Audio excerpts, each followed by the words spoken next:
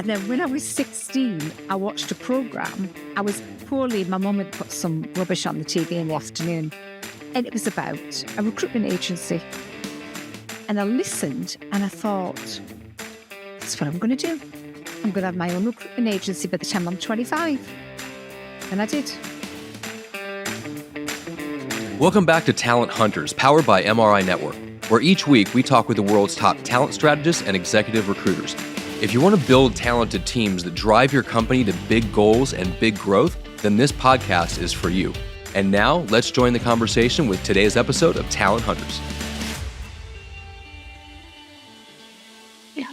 My name is Vince Holt, and I'm the host of Talent Hunters.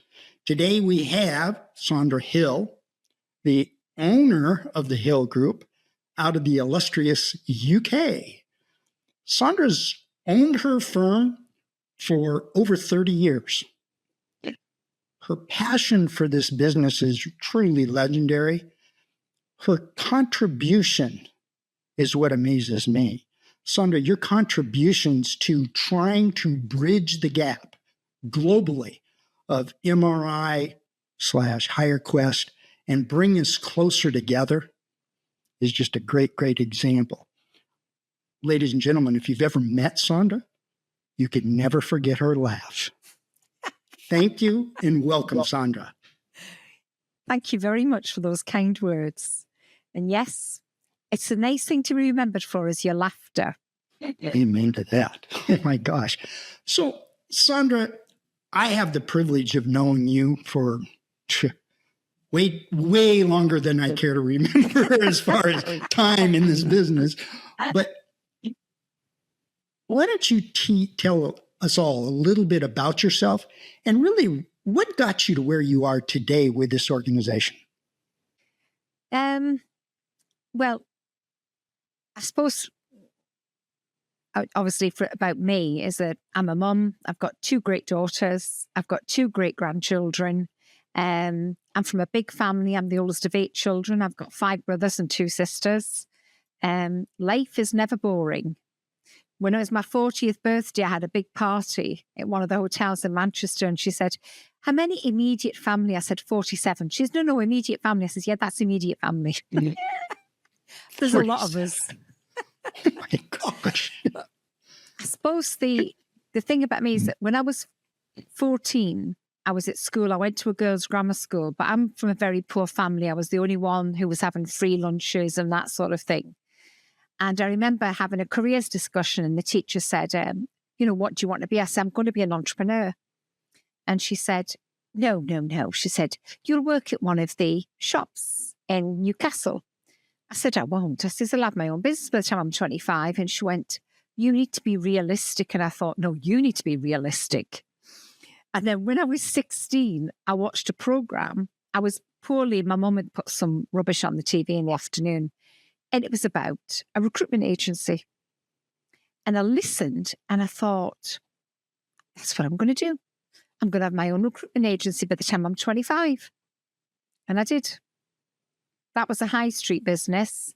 And then I evolved into the headhunting business nearly 20 years later. So it was always my goal. I'm living 16. my dream. At 16, yeah. Yeah, I'm living my dream. I'm a really, really lucky person. Oh my gosh, at 16 years old. I'm not sure, first of all, I could spell entrepreneur at 14. I struggle with it today. But to make that decision to be in the recruiting business at 16, that's amazing. I'm overwhelmed by that. I really am. So, the easy question is, since you got into this business, how has it evolved for you? The headhunting side, it's changed actually beyond recognition. When I first came into headhunting, it was very much hit the phones. Then the job boards started to come out, Monster and things like that. And clients were saying to me, well, I'll just post it on Monster and I'll get a great response. I said, you will? You'll get a great response, but there won't be the right people. and they won't have been assessed properly. And sure enough, they all came back. And I think that's the big thing, is that people think, oh, there's another way we can do things. But the fundamentals of what we do are still the same. We build relationships with the clients. We get to know them well. We build relationships with the candidates and get to know them well and bring them together. And for me, AI can come in, and it probably will do a lot of things that we do, maybe in terms of research and things like that. But ultimately, the relationship that we have as individuals with the clients we work with and with the candidates equally that we work with, that can't be replaced. So, Sandra, you're the best person I know to ask this question, and don't gloss over it, please. Define to me how you build a relationship with people. Listen. Ask a question and listen. There is a famous phrase I use, and it's called HOG, hand over gob. You have to listen and you have to understand. And if somebody says something you don't understand, ask them to clarify it and listen some more. Ask them to clarify and listen some more. Because these are the things that are important. You have to listen well and understand. That's why God gave us 2 ears and one gap. Correct. Hog. I love it. I love it. Do you find that when you listen, it makes the next question easier for the person you're talking to? Yes, I do. And one of the things I find surprising when I take, especially, and I recently have taken a few briefs from a client, and they said, nobody has ever said to us, what else? What else? That's interesting. Why? And because you have to clarify things. And I think that's where it gets really interesting as well, because that's when it becomes really enjoyable. You're listening to what people are saying, you're thinking, gosh, this sounds fantastic. And I always say to the candidates, my decision on whether to work with that client is, if I had the skills, would I want to do that job and work for that person or that company? And if the answer is yes, then I'll take it. If the answer is no, I'll find a reason why I can't work with them. What differentiates the Hill Group and Sandra from all the other headhunters out there? That's a good question, actually, Vince. The fundamentals of how we do the job are all the same. All recruiters have the same fundamentals. I meet them all and talk with them all. I think the difference is that you have to care. You have to care about the companies you're working with and what they're looking to do. And you have to care about the candidates. If you know somebody's having a little bit of a struggle at the moment, but they've got a big contract coming in that will get their cash flow going through the roof, then tell the candidate that. And I think that's the big difference, is that I care a lot about the companies I work with and the candidates I work with as well. How profound is that? I couldn't ever say that any better than that. I mean, it's what I can see where that differentiates you. The caring part of it, you take it to a different level. It's not a job. Yes, it's a business that you take pride in, but the thing that I'm hearing you say is, it isn't about the almighty dollar. It really is about building that bond between two people, at least introducing those two people, because you hear something similar in both of them. Exactly. And also, when we place somebody in a company, we speak to them every week for the first 3 months. And then we speak to them every month. Because one of the questions we ask the client is, when we take the brief, is, in the first year, what do you want this person to have achieved? And it completely throws them, because they're ready to go through the JD. I'm not interested in that. I'm interested in the JD is a one-dimensional document, and that's what I tell them as well. So, what's the road we're going on? Where are we taking them? And then I'll say to them, so if that's what we want to achieve, what skills do they have to deliver that? And the amount of times people have said to me, the skills I thought I was going to tell you are different because I'm looking at where we want to go. And when you then tell the candidate where the businesses want to go, oh, they're excited. They're excited because they want to be on the journey as well. And I think, I forgot what you asked me now, but I've kind of, you know what I'm like, I digress. Sorry. No, I love where you're going. I mean, it truly, because I'm listening, it really opens up Pandora's box for questions for you. The idea is, okay, you're right about job descriptions and resumes. Most of those aren't even written by the people that they're about. Exactly. Nobody talks about that. Well, get a job description, get a resume. No, resumes especially aren't even written by the candidates anymore. No, they get someone to do it for them. Exactly. Yeah. And so what you're talking about is doing a deep dive beyond what the job description says, beyond what the resume says, and getting to their heart. Because there's a reason at 16 years old, you wanted to get into this business, and you made this business about the other people, never about yourself. Exactly. Because that is who it's about. It's not about me. Don't get me wrong. I'll coach candidates. I'll coach clients, especially during COVID. You know, clients were saying, Sandra, we're just battening down the hatches. We're just hoping we survive. And I said, no. I said, this is your opportunity to do transformation. All that work you want to do on the shop floor that you couldn't do because you were too busy, you can do now. Looking at the staff, setting up appraisals, doing reviews, putting training in place for them, analysing the contracts. All these things you can do. And then when we come out of COVID, you are ready to go. And it's exactly true. Right. It's exactly right. You touched a little bit on technology. What do you use technology for? We tend to know the companies that we want to get the candidates from.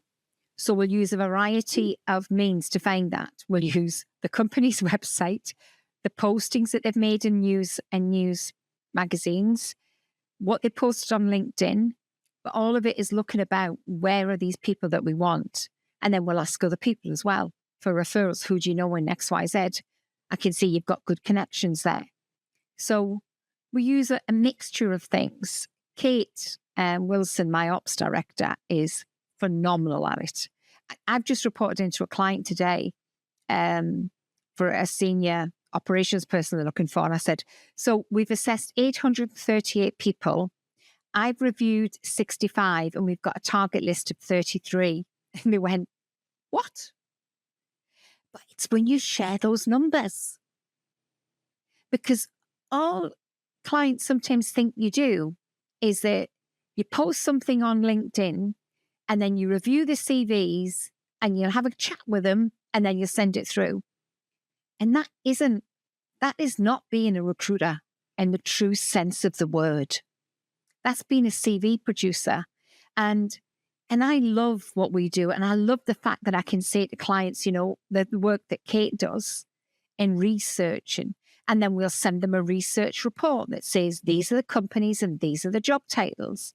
And like, this guy I spoke to today, he said, I've never seen anything like this before. That's why your HR director wants you to work with me.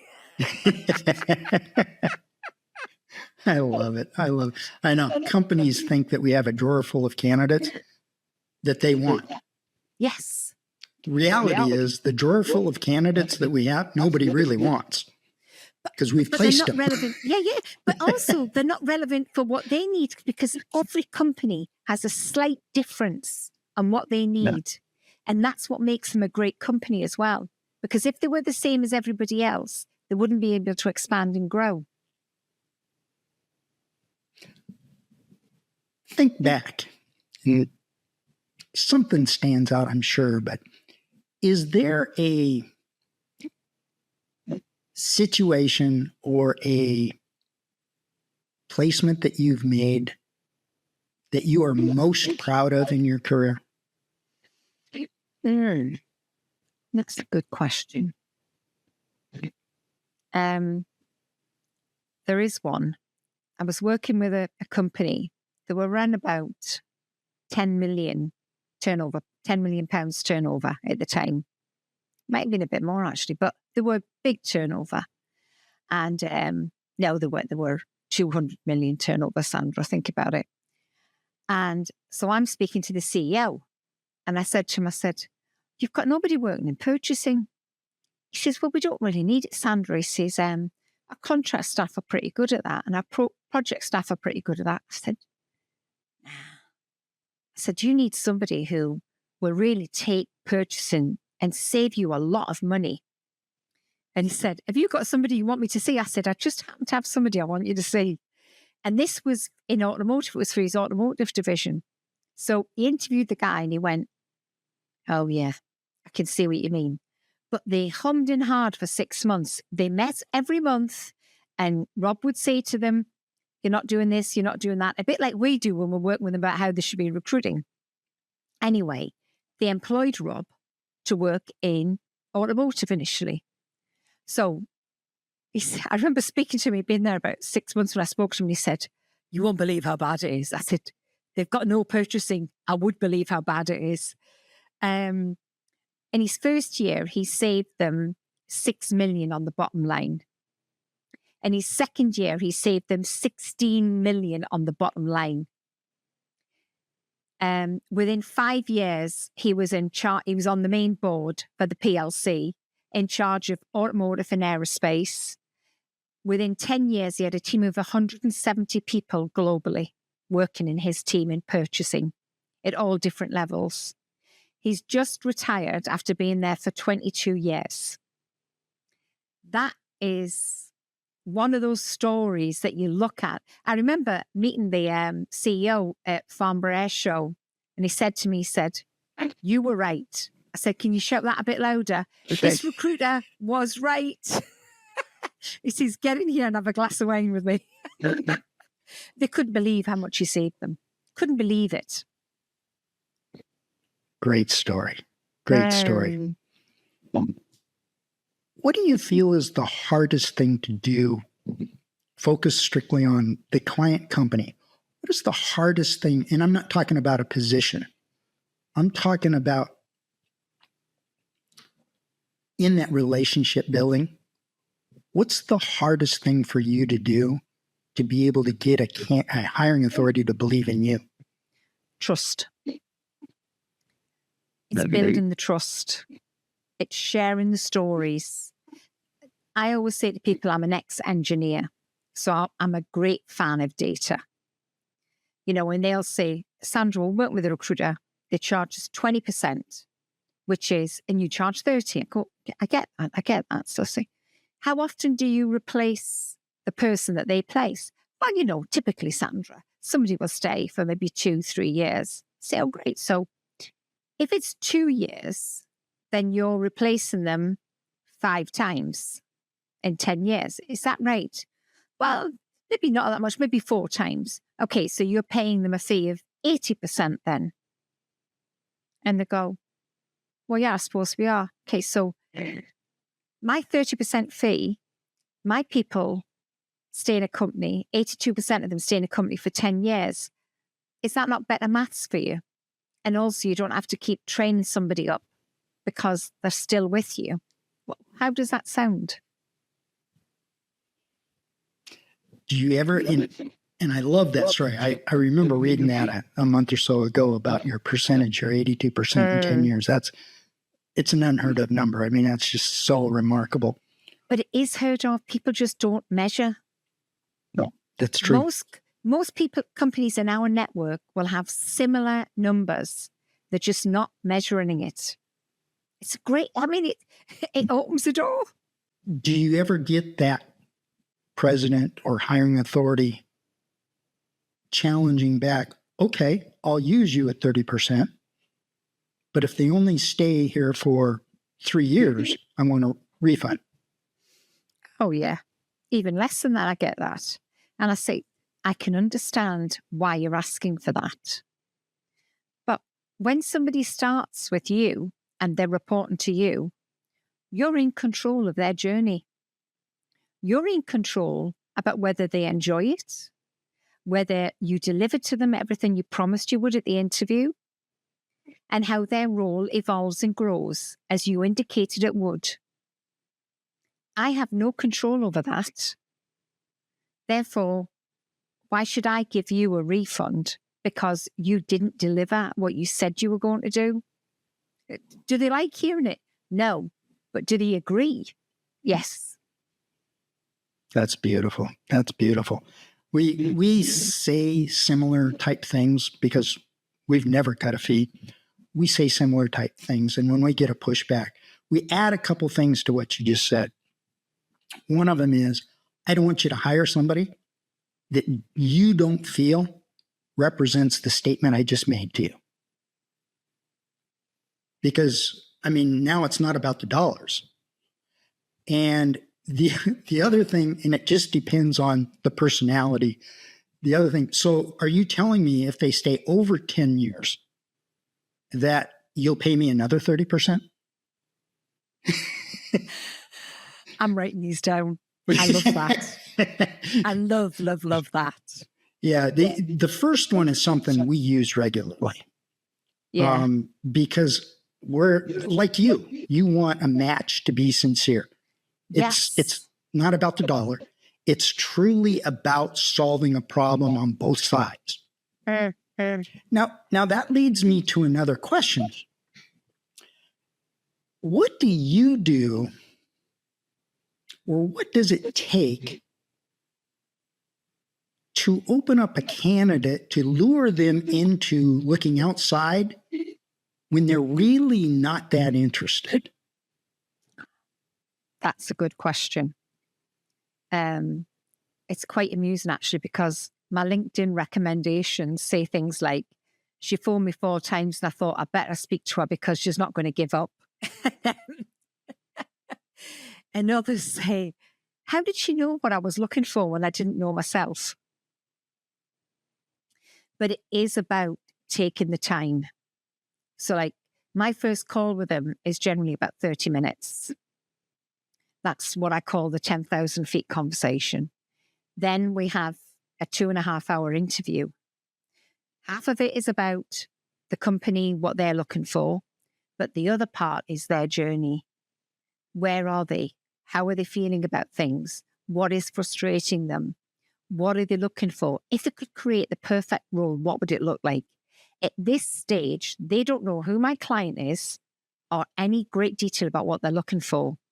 And they'll say, well, you're not telling me who it is. And I say, that's exactly right. I'm not, because I need to know what you want, what you're looking for to know that this is right. And then I'll do the challenge advancement, people, security, location, money. And what is interesting is that money is always 4th, 5th, even 6th. It's never one of the top 3 reasons why people are considering a move. If it is, they're not the right candidate, in my experience. That's exactly right. And then we send them a document to complete. And this is called a personal career assessment. And this is, the first half is all about them. This will take them 1.5 hours to complete. And the second half is a series of questions about the role, which will take them 1.5 hours. If somebody sends it back to me, I can tell if they've spent 20 minutes, 30 minutes on it. And I'll go back to them and say, listen, are you serious about this? This is your career. This first half is all about you. And I always recommend them to get their other half to read it because it speaks about the frustrations. In my experience, they've forgotten the frustration that they came home and complained about, but their other half won't because they hear them all the time. And it makes people laugh when I say it and they go, and invariably they tell their other half what I've said and said, she's right. She's absolutely right. But I'm then involving the other half in the process as well, which is important. But this document takes about 3 hours to complete. And then I advise the client, interview from the personal career assessment and my report, because all the CVs are different. They won't tell you what you want to see. The personal career assessment and my report answers the questions that you raised with me. Wow. I have never, ever heard of that assessment, having a candidate fill out an assessment like that. Yeah, it's really powerful. Do you ever forward any of that information to the hiring authority? We give it all. The whole thing? The whole doc, and we don't alter it either. We don't alter it at all. If there's a typo in it, it stays in it. And we tell the candidate that as well. And that the ones that don't go to them are the ones that are poor, because then we don't shortlist them. But yeah, all of that goes to the client, because that is the best document for the client to interview from. Because what I say to the candidate and to the client is, when somebody's put an answer to the question related to your role, you can then go, well, that's a good answer, that. And then you can deep dive and go, well, we've got that issue here. Well, how did you come across that? And what problems did you face? Well, how did you cross the challenge? And what about the staff? And the clients love it. Because what you're doing is you're giving them the interview, you're giving them the questions and the things to deep dive in, instead of saying ask, because invariably, before we started doing this, people were all asking different questions at interviews.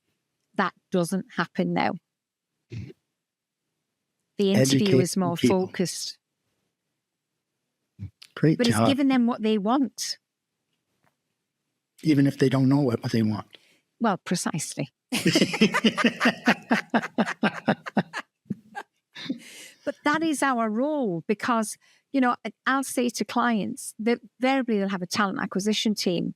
And I'll say, listen, you know, I appreciate you've got a talent acquisition team. Yeah, and we get them to fill the jobs. Fantastic. Just as a matter of interest, how many people do they assess for each job? Oh, really? Not 838 then. How many do they speak to? Oh, 4 or 5. Not 45 then.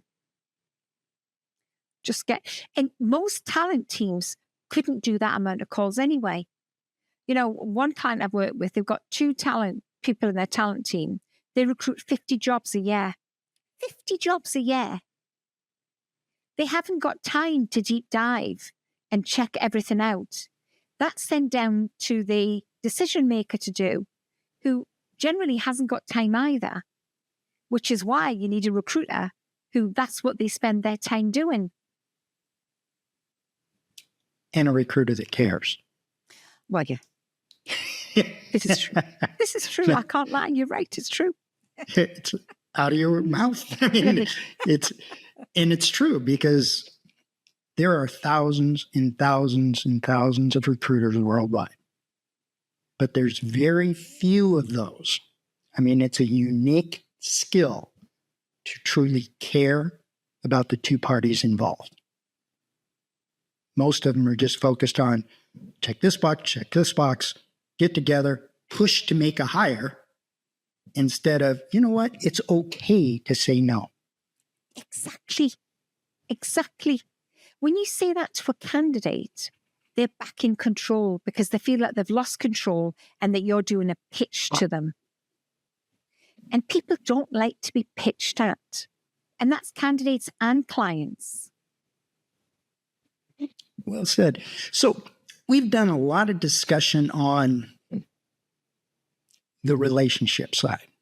Let's talk a little bit about the Hill Group. What do you specialize in as an organization? Good question. We specialize in aerospace, aircraft interiors and engines, automotive, most of the automotive side, actually. We do a lot of work in electrical, parts in the engine, interiors, the chairs. The chairs have gone more to a commodity buy now, so it's not the same technicality as it was before. And then the body work. It always makes me smile, because I worked with a company where we were putting bumpers into them, and they would literally get a fax, even today, a fax from Nissan saying, these are the colour bumpers we need for this car, delivered in this order. has to be delivered in the set order so it can go straight on the line in a Kanban system so they can just pick it up and put it on. And I said to the client, I said, what happens if they pick up an orange one and put it on a blue car? He said, you won't believe it. He says, they'll just put it on because I think, oh, this customer must want blue bumpers on an orange car. No logic at all. It's very, very funny. But, you know, that's, it's exciting. It's interesting, isn't it? Yes, it is. Now, you work in a unique part of the world from the standpoint, I work in a very sheltered part of the world is what I call it. Because the United States, I mean, you can traverse the country and you're under a lot of the same guidelines and everything for what you're recruiting for. You work all over the world. And ironically, working outside of the UK is like working out of Texas, size-wise. And so we go to a different state, not much changes. You go to a different country, everything changes. Yes. Yes, it does. Sandra, it's fascinating to me, but I want to understand, how do you deal with all that differences? Well, that's a great question, actually. Some of the fundamentals are the same. Care about the candidate and care about the client. Find out where the challenges are. I placed a managing director in the Czech Republic. Now, Prague is the capital, so you think that's great. Somebody can live there. But the client is an hour and 10 minutes from there. And desperately trying to get someone to go there, it was a challenge. Then Kate found somebody in Slovakia. His son was about to start university in Prague.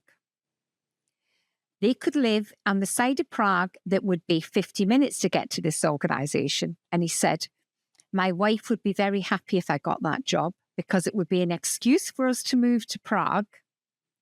And she would say to our son, Dad got a new job here. He wasn't looking, he was headhunted. And look how close we are to you now. The terms and everything else, you work with the HR people that based in the country. The candidates will say to you, I want X, Y, Z. The client will say, yes, we do that. There are generally extra benefits that people get in other parts of Europe that they might not get, say, in the UK or somewhere else. But I think that's the same in the States with all the different states that you have, because the different states all have different rules and regulations and things they expect and things they don't. Like you wouldn't have a car if you're working in the center of New York, would you?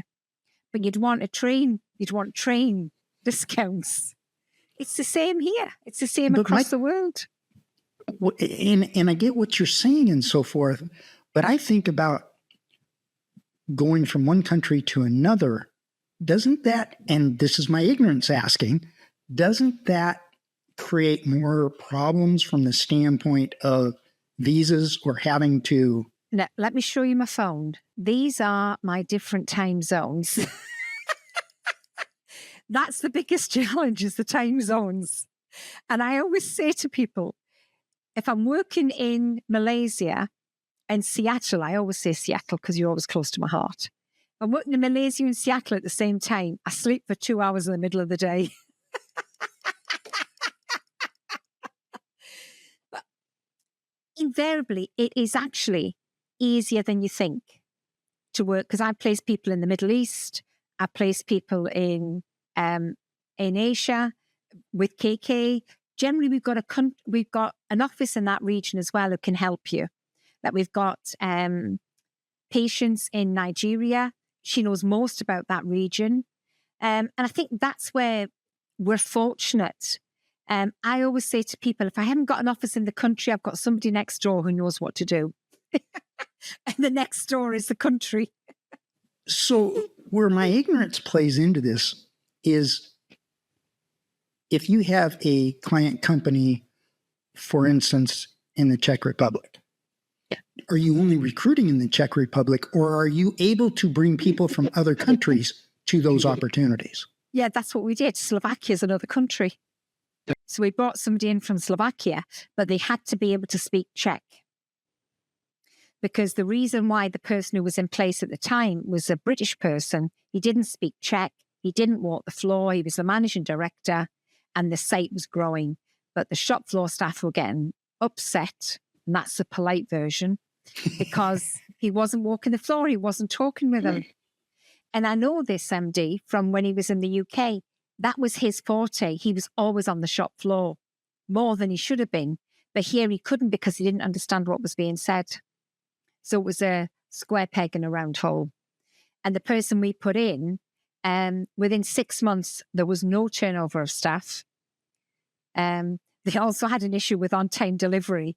The taxi company locally went out of business virtually because they were spent half the delivery would go in the proper truck and then the rest would go in taxis. Oh my gosh. So here in the United States, when we bring somebody from Europe or Asia or something, it's a big to-do to even get them allowed to come here. Do you run into that in other countries too? Oh, yeah. The UK since Brexit is horrendous to get people to come into. When I was recruiting for a company with specialist engineers, like stress engineers and things like that, I would bring them in from Latvia and Lithuania. There, they were paid between £9,000 and £10,000 a year. Here, they were paid £65,000. They could send 20,000 home, still manage to live here, and they all the shared flats together, and go home once a month. And the company worked around so they could go home once a month. They were so much better off. Interestingly, I was looking for this client about 6 months ago. I said, oh, it says, you're not interested because of Brexit? It said, no, it's because of Windrush. In the 50s, when Jamaica became an independent country, some of the people were given permission to come here because they were classed as British at that time. They were allowed to come here. The government, when they got to pensionable age, sent them back to Jamaica. Some of them who were born here were sent back to Jamaica. They had never been there. It was disgraceful and it was shameful. And it was only when it all started to come out that we knew about it. It had all been kept very quiet, as governments sometimes do. These engineers in Latvia and Lithuania didn't want to come here in case they came here, eventually brought their families, developed a career, and were then kicked out of the country when they got to retirement age. I mean, countries have to think about what they're doing and the impression that they're giving to people in other parts of the world. And I think that's something that governments don't think about. They're just so much They're not thinking about the impact it has on the world. And that I was shocked about the Windrush thing, but Brexit is a challenge for us because we've got extra paperwork to do to get out, to get in. Clients are challenged by it. Interestingly, business was like that, but now we're turning the corner. Manufacturing's up and all sorts of things. Germany are having difficulties. I think the big thing about when you do work around the world is that you have to know what is going on. You have to be aware of what is going on. And that I find really interesting. I enjoy that. I always say that being a recruiter is somebody who wants to know everything. And I definitely want to know everything. So I like reading about different countries, what is happening. I go, oh, that's interesting. They're working there. How are you getting on with that? Is this impacting you? They go, flipping out. Say, listen, I could put somebody in there who could really sort that out for you.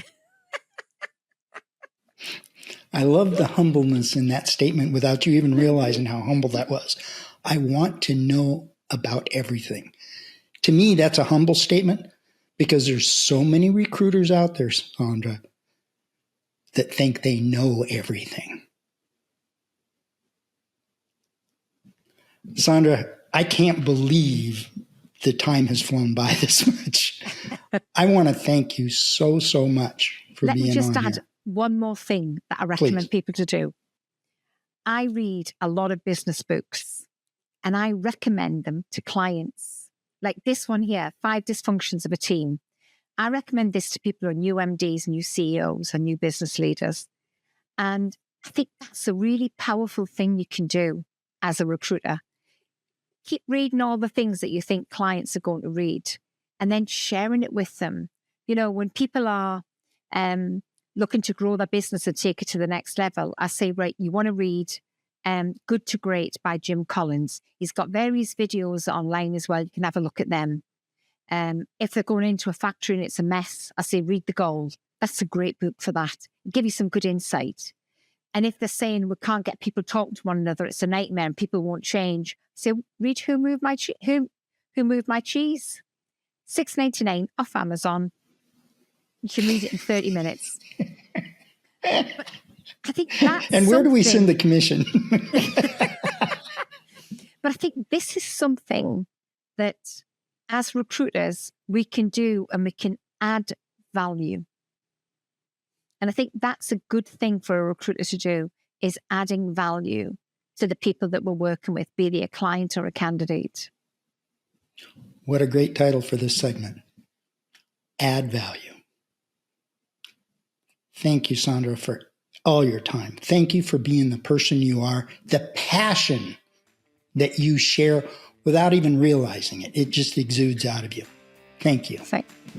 And Vince, thank you very much for being, I was very nervous about this, but you just made this sound so easy for me to go through. So thank you very much, Vince.